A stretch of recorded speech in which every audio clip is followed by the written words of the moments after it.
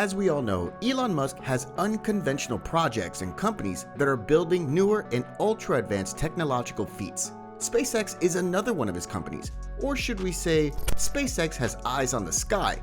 The company has worked well underway on its launch site in southern Texas and has started erecting structures on the premises now.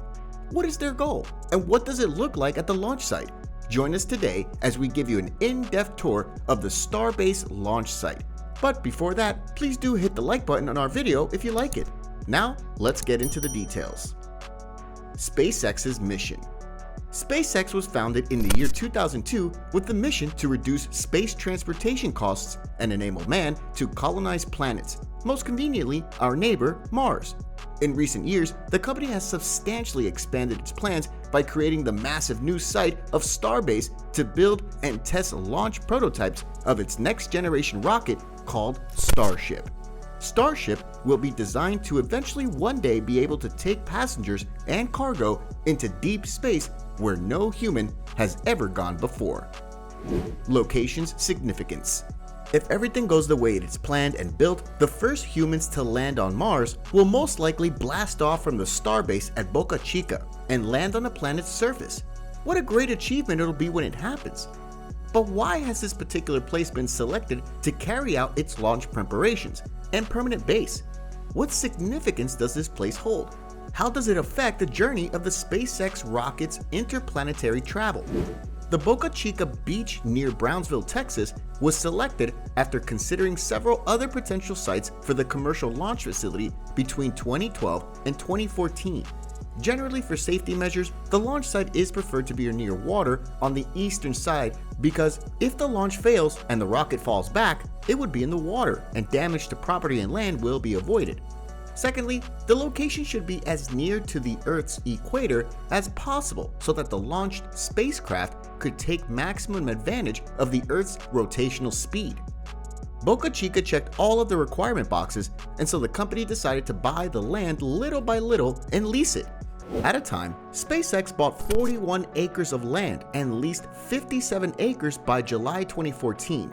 This site is different from SpaceX's other 3 launch locations because it's a non-governmental site, whereas the other 3 are leased from the US government.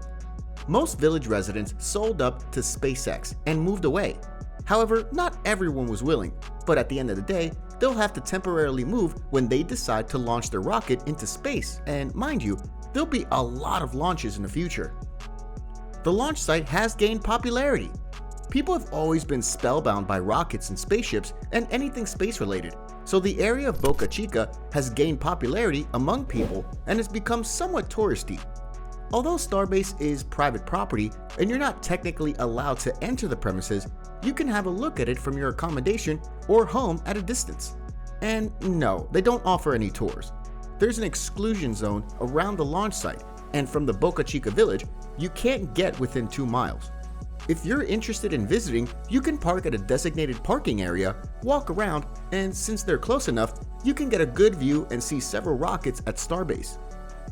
But the future may have better options for tourists to see actual launches with their own eyes, as Elon Musk is okay with the area being a tourist destination for people to witness the incredible power of a rocket launch. When that day comes, people will surely flood to watch the launches. Inside StarBase. If you happen to visit the site right now, you'll see it as a construction site where the company is building its required facilities at breakneck speed. SpaceX conducted a groundbreaking ceremony on the new launch facility in September 2014. Its soil work began in 2015. Significant construction of facilities began in late 2018, with engine testing and flight testing starting in 2019. Currently, there are 3 launch pads at the site, with 2 being suborbital and 1 orbital. Immense structures need giant cranes to be handled, and SpaceX has hired several tall cranes to assemble in moving works at the launch site. Once the work of a crane is done, it's returned to the hiring authorities. Each crane costs the company several $1,000s a day. The launch site can be roughly divided into 2 zones. One zone houses all the Starship's prototypes to date, and the other is Stage 0, which is of immense significance to Musk. According to him, Stage 0 is everything needed to launch and catch the rocket. That's right, a catcher. Musk shared drone footage of a launch tower on Twitter in January that shows the massive structure backdropped by the testing area at StarBase. The ultimate goals of the tower include stacking Starship's 2 reusable elements, a first stage booster called Super Heavy, and upper stage spacecraft called the Starship. For catching purposes, the tower will have chopstick-like extensions or arms. SpaceX began testing the opening and swinging of these arms in January, which can sometimes do so independently and sometimes in tandem. The tower will serve as a launch pad for the duo and catch the returning Super Heavy boosters safely after a flight. The arms will catch the descending booster in mid-air using pins attached to the rocket.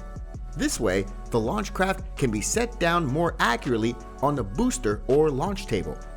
The launch table itself is resting on 6 strong steel supports. The table as a whole weighs 370 tons and took a year to be fully installed. It has to be really strong because when fully laden, the stack, when complete, will weigh around 5,000 tons. A nearby ground support equipment has 8 giant containers, which are around 30 meters in height, made from 4mm thick steel. 7 of the 8 tanks hold the rocket fuel, and the last one holds water. The tanks have a sleeve or cryo shell around them to create a void between the tank and the shell filled with insulating gas. This way, the tanks become able to hold liquid oxygen or liquid methane for days or weeks without getting heated up. Legal issues faced by the StarBase. StarBase has faced several environmental and land ownership charges along with some legal ones. In a recent event, it was said that SpaceX is harming endangered species of animals. The concerns are that the extensions of the launch base will negatively impact the nearby ecosystems and wildlife that call it home. Another one was that FAA has suggested that it could force SpaceX to take its launch tower down as it is not clear if it satisfies its planning regulation. The FAA even said that they only became aware of the tower's existence after watching a video online. Even so, the future looks bright for SpaceX's launch missions, but it will be no less than many years from now that man will be able to set foot on our neighboring red planet. Until then, we will keep a close eye on the doings of Musk's company and the activities going on at the launch site. What do you think about the project? Is it worth the time, effort, and, most importantly, money? Please tell us what you think in the comment section. Also, if you haven't already, please like and share our video. Don't forget to press the subscribe button so that you don't miss any of our new uploads. In the end, thanks for watching, and see you next time.